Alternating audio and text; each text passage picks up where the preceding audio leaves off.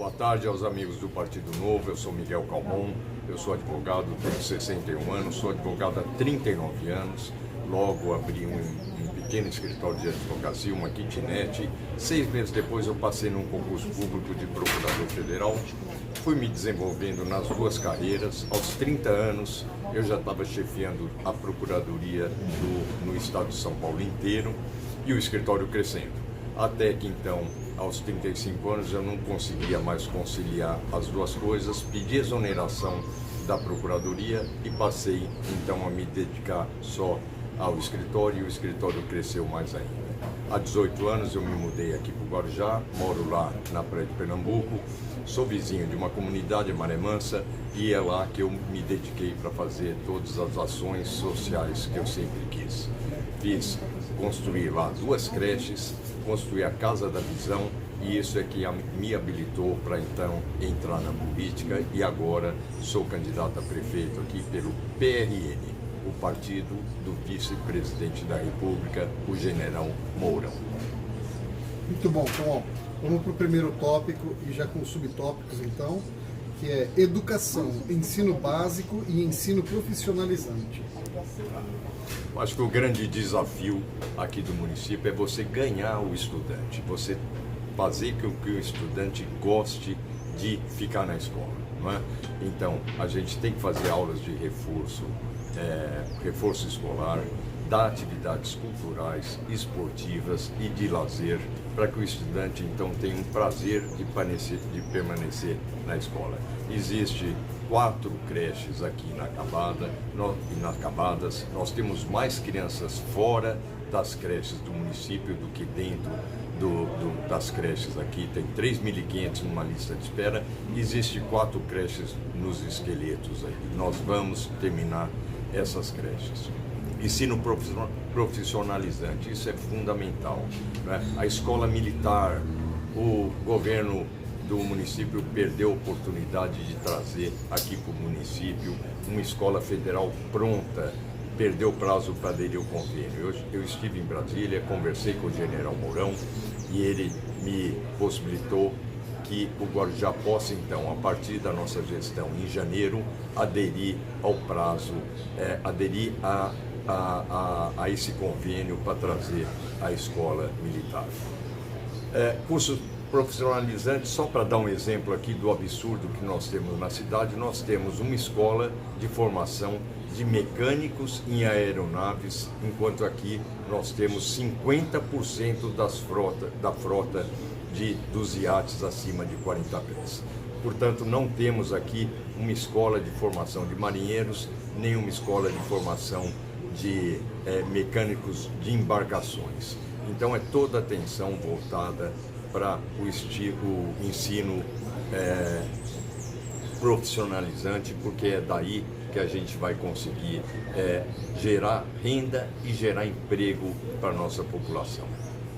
Muito bom, vamos partir para o próximo tópico, que é saúde, UBS, criação de USAFAs, implantação de prontuário eletrônico, agendamento telefônico e hospitais de referência para o Guarujá. Perfeito. Veja, eu tenho um plano muito interessante ali para construir o Hospital Municipal de Vicente Carvalho, ali na UPA da Boa Esperança, que está há 4 anos abandonada. É possível, todo o projeto que eu apresento, eu penso sempre primeiro na viabilidade econômica do empreendimento. Nada é apresentado sem pensar que dá para fazer, por um custo um pouco superior a esse absurdo hospital de campanha que foi feito e que durou só 3 meses. 8 milhões de equipamentos hoje estão estocados num depósito porque o Guarujá não tem um hospital. Então, no que se desmontou o hospital de campanha, nós estamos deixando apodrecer esses equipamentos. Quero fazer um centro de diagnósticos para concentrar no mesmo local os aparelhos e facilitar a manutenção desses equipamentos e facilitar a lotação dos médicos, né? Hoje você tem um raio-x numa unidade, mas não tem o técnico para operar. Você tem um ultrassom na outra unidade, você tem um médico lá, mas o aparelho está quebrado. Então vamos concentrar isso num centro de diagnósticos. Teleatendimento, teleprontuário, prontuário eletrônico, né? Algumas cidades do interior mostraram que, no momento que afastaram os profissionais de saúde com mais de 60 anos, esses profissionais foram altamente eficazes fazendo atendimento em seus domicílios através de tablet, através de celular, atendendo os pacientes.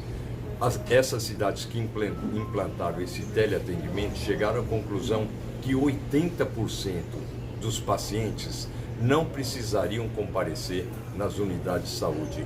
Por quê? Porque a maioria está indo lá para trocar um exame, para renovar uma receita. Então, com o teleatendimento e com o prontuário eletrônico, o médico vai poder encaminhar para o posto, para a unidade de saúde, só aquelas pessoas que efetivamente precisam de um exame clínico, de um exame físico. Próximo. Muito bom. Segurança. Segurança é um grande desafio que você tem que encarar com tecnologia e com inteligência. Você combate o crime, desde o crime mais violento até aquele pequeno ladrãozinho da praia que vai de bicicleta e vai roubar uma cadeira de praia, um chinelo, um celular. É claro que a segurança é dever do Estado, mas é uma obrigação de todos. A população tem que colaborar, não pode facilitar, não pode querer ir à praia com celular, com carteira, com corrente de ouro, não é? Agora, nós temos que ampliar a operação delegada, nós temos que ampliar o sistema de monitoramento por câmeras para trazer isso para os bairros, não apenas na orla, melhorar a iluminação da cidade com lâmpadas de LED, lâmpadas inteligentes, também puxando para os bairros. Hoje, esse monitoramento e essa iluminação de LED está mais concentrado lá na orla. Nós temos que trazer isso para cá. A gente estava passando nas ruas da Enseada, a gente sabe que a Enseada é um lugar que as pessoas não saem na rua com medo de assalto. Se tiver câmeras de monitoramento, se tiver a iluminação por LED, vai facilitar muito. E ampliar a operação delegada, inclusive para o salva-vidas. A gente sabe que o salva-vidas é uma atividade da Polícia Militar, né? É uma parte do Corpo de Bombeiros, é a que cuida da praia, e a outra parte cuida da parte dos incêndios, né? Então, só há um aumento do efetivo contratado de terceirizados, uma seleção de guarda-vidas apenas na alta temporada. Quando chega nos fins de semana próximos à temporada, ou depois da temporada, ou nos grandes feriados, só há 50 salva-vidas PMs que ficam responsáveis por essa atividade. Eu já estive lá conversando com o coronel, o comandante da Polícia Militar ali que cuida do Corpo de Bombeiros, e expus essa minha ideia e o que agradou muito à corporação. Bom, Calmon, o próximo tópico aqui é lixo, coleta seletiva, destino do lixo não reciclado e criação de centro de reciclagem e destinação. Isso aí, essa pergunta é fundamental porque existe um lobby violento aqui contra o Guarujá. Vejam só, existe uma verba destinada para criar o centro de triagens. O projeto está pronto, que foi feito pelo IPT, Instituto de Pesquisa e Tecnologia da USP. Existe o local, que seria ali nos fundos do cemitério de Morrinhos. Tudo pronto e o prefeito não fez essa obra. A verba está à disposição de um fundo de meio ambiente destinado pelo Ministério Público, não é? Por que ele não fez? Porque há um interesse escuso de uma grande empresa que faz a coleta, o transporte do lixo para o Morrinhos 4 e o transporte depois lá para o sítio das Neves, lá perto naquela serrinha ali no início da Piaçaguera, não é? Há um lobby muito forte que essa empresa quer construir um incinerador, uma coisa que o mundo inteiro condena, quer construir lá em Santos, e ela quer simplesmente dominar todo o transporte do lixo e quer dominar a queima do lixo, que provoca poluição, que provoca uma série de questões aí condenáveis aqui pelo meio ambiente. Há inúmeros pareceres favoráveis à implantação do centro de triagem. O centro de triagem é uma obra rápida, fácil, 6 meses que faz a construção civil e mais 3 meses para botar as esteiras, e com isso a gente conseguiria aumentar a capacidade de reciclagem de lixo aqui do Guarujá de 2 toneladas para 100 toneladas. O que é 2 toneladas? São 2 caixonas de papelão, onde já se viu uma cidade do tamanho do Guarujá reciclar 2 toneladas de lixo por dia. Com esse centro de triagem, a capacidade pode aumentar para 100 toneladas. Isso é uma vergonha que esse atual prefeito não fez esse centro de triagem. A verba está lá, o local está lá, o projeto está pronto e ele não fez porque está submetido a esse lobby dessa empresa que não quer o centro de triagem porque vai perder no transporte. Reciclando mais lixo, o mundo agradece, o meio ambiente agradece, gera renda para uma população que precisa, que são os catadores de lixo, não é? Diminui as enchentes porque são menos lixo na cidade, todo mundo ganha. Só quem não ganha é quem está faturando absurdo aqui na coleta e no transporte do lixo. Bom, próximo, desenvolvimento social, inclusão de minorias, atividades culturais, ao folclore e atividades socioculturais. Veja, eu acho que está na hora de pensar de forma horizontalmente entre as secretarias de esporte, de cultura, de turismo e de lazer. Elas não podem cada uma ter uma atividade solta sem estar interligadas, né? Nós temos um projeto completo, você vê, os 3 maiores prédios próprios do município estão desativados, que é o Guaibê, que precisa de reforma, é o estádio municipal que está interditado desde a Copa do Mundo e o Tejereba, que hoje virou abrigo de mendigos, albergue, não é? Então, nós temos que fazer essa abordagem aqui do morador de rua também com uma ação social, também horizontal de várias secretarias. A Secretaria da Saúde aborda, a Secretaria de Ação Social faz a primeira abordagem, a Secretaria da Saúde vai ver se a pessoa está doente ou não, depois entra também a Segurança Pública para saber se essa pessoa está ou não está com algum problema de prisão. A inclusão social é absolutamente necessária se fazer em todos os aspectos aqui da cidade. Temos que respeitar, não é? Eu sou de um governo de direita, né? Nós temos princípios de família, de Deus, mas a gente respeita também quem pensa de forma diferente. Emprego, jovem aprendiz, treinamento e desenvolvimento de atividades específicas para geração de empregos. Certo. Veja só, eu já falei alguma coisa aqui sobre geração de emprego, sobre formação escolar, sobre escola profissionalizante, né? Menor aprendiz, é fundamental a gente incentivar as atividades lá do campi. O campi são onde as crianças ficam até os 16 anos, eles têm uma noção interessante de disciplina, de seriedade, são jovens que saem com a cabeça boa depois que estudam no campi, não é? Geração de emprego aqui nós temos vários focos. Como eu falei, eu sou de um governo de direita, eu já defendi perante o general Mourão lá a privatização do Porto de Santos. Isso seria um boom no emprego aqui do município. Não sei se vocês sabem, hoje, até um tempo atrás, toda a atividade portuária era feita pela Codesp, não é? Então era tudo estatal. No momento que os terminais foram privatizados, o movimento do porto subiu 10 vezes.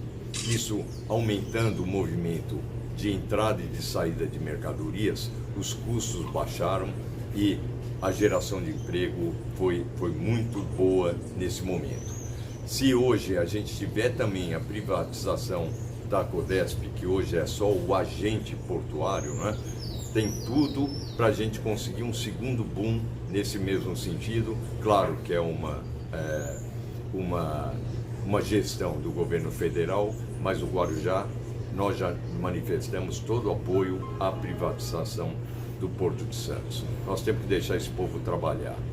Aqui, a partir do próximo janeiro, né, o auxílio emergencial do governo federal, que já estava em R$600, já caiu para 300, em janeiro vai acabar.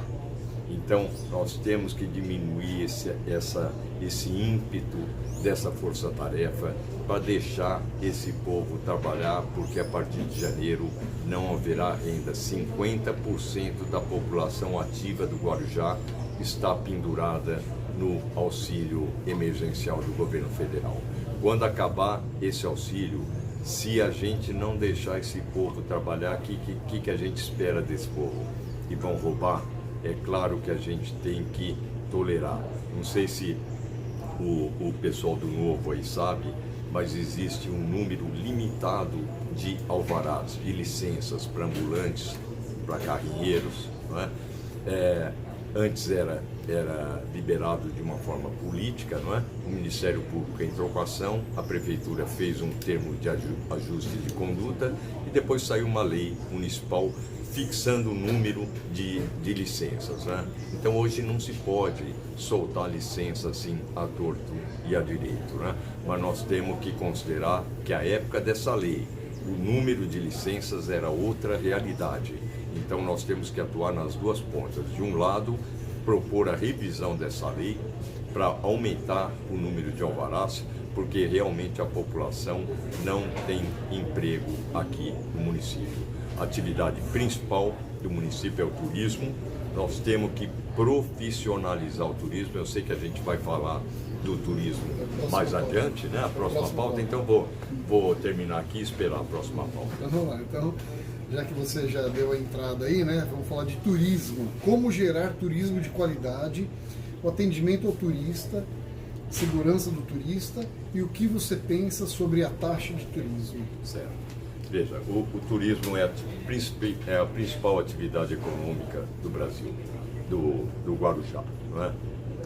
É no turismo que a gente vai ter a renda para a população, que vai gerar emprego e que vai gerar as receitas que o município tanto precisa, não é?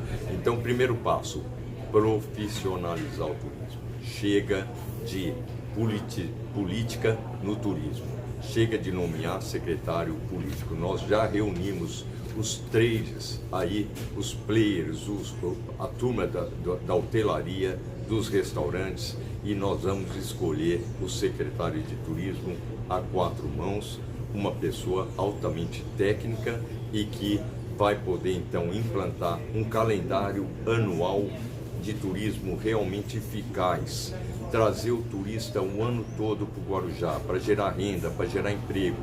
Isso é fundamental.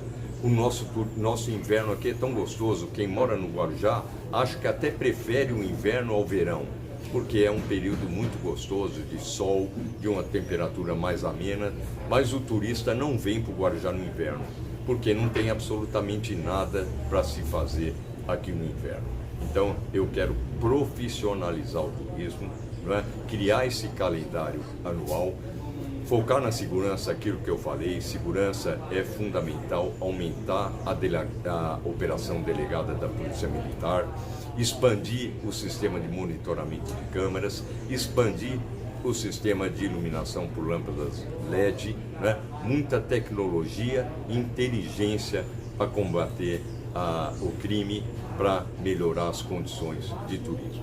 A taxa, não é? A taxa, a prefeitura cobrava a taxa, isso foi derrubado pela justiça. É uma questão judicial, né?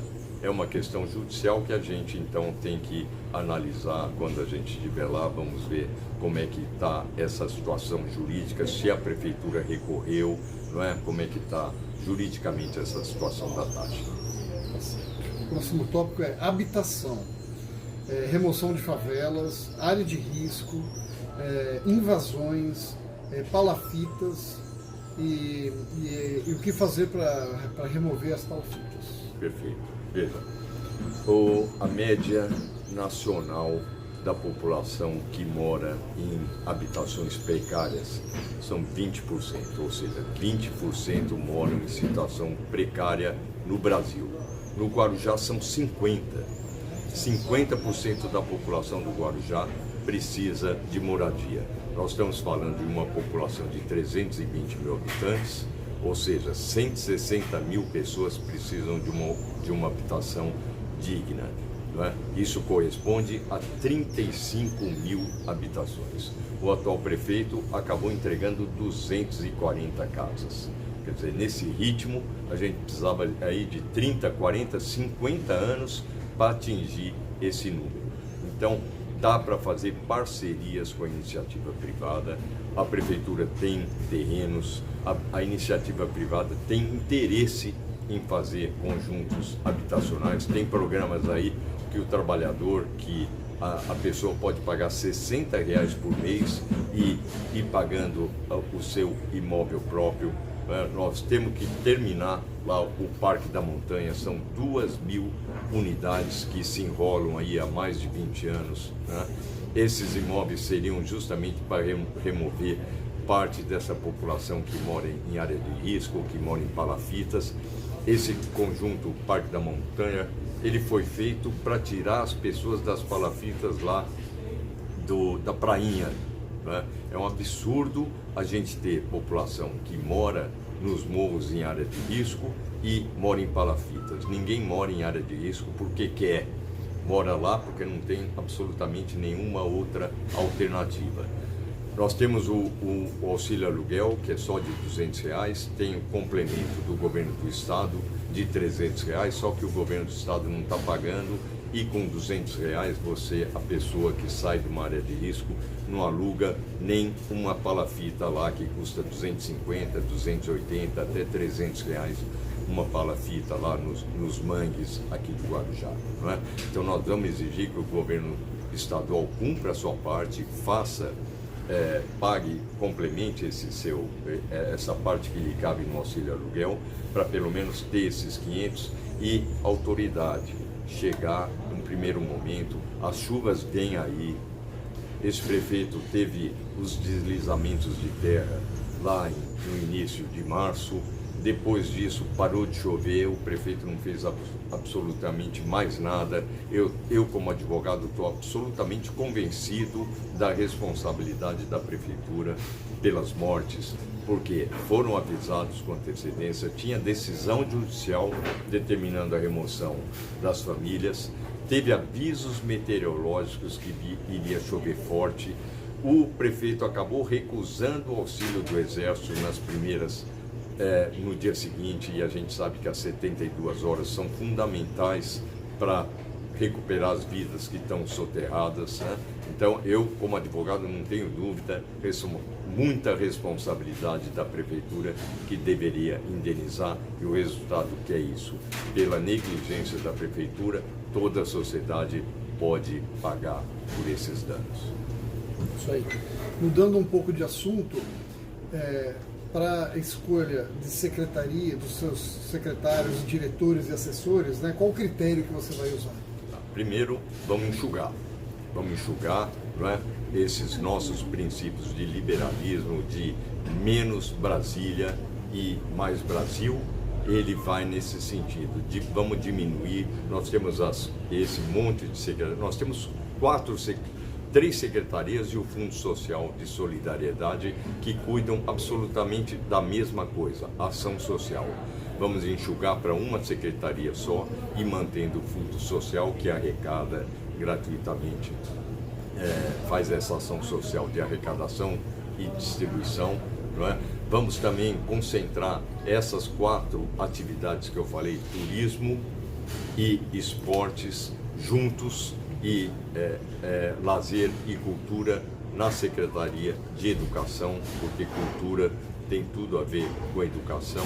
Vamos reduzir para quase que 2/3 o número de secretarias, consequentemente vamos enxugar os cargos de confiança, não apenas esses cargos de confiança dessas secretarias extintas, mas vamos enxugar mesmo outros cargos também de outras secretarias. Aqui a terceirização que está ocorrendo aqui no Guarujá é um absurdo. Nós temos 6.000 servidores municipais, 6.000, e a cidade está praticamente sendo tocada inteirinha por serviços terceirizados. Só na área da saúde, por exemplo, são gastos quase 100 milhões por ano e nós temos o corpo de profissionais que ficam praticamente encostados em outras unidades. Eu, ganhando primeira providência no governo de transição, vou chamar os profissionais de saúde. Essa turma da saúde também está descontente com a terceirização dos funcionários da saúde, dos serviços de saúde, né? Nós vamos fazer um compromisso e economizar 100 milhões por ano só nessa terceirização da área da saúde. Como eu queria que você falasse um pouco sobre reforma tributária e administrativa para o Guarujá. Reforma tributária, nós temos aqui uma situação absurda, o IPTU mais caro do Brasil, né? E o que já era ruim ficou pior, ou seja, nos últimos 4 anos eles foram reajustados, o IPTU foi reajustado acima da inflação. Todos os anos foi reajustado acima da inflação, né? Já estava ruim, já era o IPTU mais caro do Brasil e agora esse abismo aumentou, não é? Eu sou contra a seguidas anistias, seguidos refis para que pessoas paguem, por exemplo, o IPTU, não é? Tem gente que deliberadamente não paga o IPTU, os seus impostos municipais, porque sabe que logo ali na frente vai vir um refis e ele vai pagar isso em condições melhores, né? Eu sou contra. Refis tem que ser uma excepcionalidade, deveria ser praticamente uma vez a cada 5 anos. Aqui o que acontece é o seguinte: todo governo que está fechando o ano acaba fazendo o refis para aumentar a arrecadação, mas fica uma bola de neve aí, o cachorro correndo atrás do rabo, ou seja, todo ano ninguém paga o imposto porque sabe que no final do ano vem o refis. Eu sou contra isso. Reforma administrativa, nós já falamos aqui, não é? Eu vou enxugar o número de secretarias, vou enxugar o número de cargos comissionados e vou enxugar também os contratos de terceirização. Agora, o último tópico aqui antes das perguntas é mobilidade urbana, travessia de pedestres, travessia de carros e caminhões, aeroporto e ligação seca entre Santos e Guarujá. Nós temos aí, eu acho que a gente já foi enrolado muito tempo aí, por 20, por 30 anos, com a promessa de que teria o túnel ou teria o viaduto, né, a ponte para ligar Santos e Guarujá, não é? Esses governos do PSDB já enrolaram o suficiente, já teve até inauguração de maquete e isso nunca saiu. E tem um detalhe interessante: hoje o jovem, a cada dia que passa, quer tirar menos a carteira de motorista. O número de carteiras de motorista expedidas pelo Brasil nos últimos 3 anos caiu para 30%. O jovem não quer dirigir. O carro é uma despesa absurda. O jovem quer andar de aplicativo, quer andar de Uber, quer andar de táxi, quer andar de bicicleta, quer andar de patinete. Então, o número de carteiras está diminuindo. Então, ou seja, se o governo estadual já nos enrolou no momento que todo mundo queria dirigir, agora com mais razão ainda, agora eles têm uma desculpa: não vou construir a ponte porque o número de carteiras está diminuindo, né? Então nós temos que trabalhar com o que a gente tem. E o que a gente tem? Nós temos as balsas e temos as barcas e as catraias, uma coisa aqui meio que pré-histórica aqui, não é? Então a travessia de pedestres, que é a de barcas e catraias, não é? O antigo DERSA hoje acabou, hoje é o Departamento Viário, acabou há pouco tempo atrás, o DERSA, nesse mês aí passado, né? Levou para Ilhabela um grande catamarã que a gente tinha, o ar-condicionado era excelente e que transportava muita gente. Vamos exigir que esse catamarã volte, vamos exigir que as 7 balsas voltem a funcionar. E ainda não faz parte da pergunta, mas eu acho muito importante dizer aqui, não é? O caos que a gente vive na cidade toda noite de sexta-feira, na época dos fins de semana de sol, nas noites de sexta-feira, nas manhãs de sábado, na entrada na cidade e nos domingos à tarde, na saída da cidade, não é? Por quê? Porque a cidade não tem as entradas e as saídas do município estão completamente esgotadas, são gargalos. Eu quero fazer a reversão das mãos do túnel da Enseada. Então, na operação descida das estradas, as 2 mãos do túnel da Enseada entram na cidade. Na operação subida, as 2 saem. Então, o grande problema é o seguinte, esses gargalos, hoje as pessoas já descobriram aqui na Enseada que além da Dom Pedro, nós temos alternativas paralelas. Isso concentra tudo lá na Avenida da Saudade e concentra numa pista única do túnel. Se a gente conseguir fazer essa reversão, esse fluxo deve fluir muito bem. Gosto muito nessa coligação com o Gilberto Benzi, um cara experiente, de respeito, não tem absolutamente nada contra ele, não tem um processo, ele é ficha limpa, não tem nada contra ele, né? E além de tudo, também a minha candidatura cresceu muito em termos de musculatura política. A gente passou de apenas 8 segundos da televisão, passamos para o 2º maior tempo de televisão, que também foi um dos fatores que a gente considerou. Mas mais do que isso, foi a figura do Gilberto Benzi, um cara muito experiente e que está me ajudando muito. E lembre, o candidato a prefeito sou eu, ele é o candidato a vice. Muito bom. Quero agradecer então a sua presença, vamos finalizar agora. Se quiser se despedir. Se quiser ter uma última fala. Uma última fala aí de... Eu realmente, então, agradeço a todos a atenção por essa hora aí, que foi muito gostosa, passou muito rápido, não é? A gente pôde mostrar os nossos princípios liberais, não é? Que tem tudo a ver com o Partido Novo, né? É um partido que eu poderia estar tranquilamente no Partido Novo. Eu queria pedir o seu voto no domingo, meu número é 28, eu sou Miguel Calmon, não é? Sou candidato a prefeito, o partido é o PRTB, você já sabe, eu já falei. 28, vamos derrotar a esquerda aqui no Guarujá. Muito obrigado. Boa. Depois eu edito.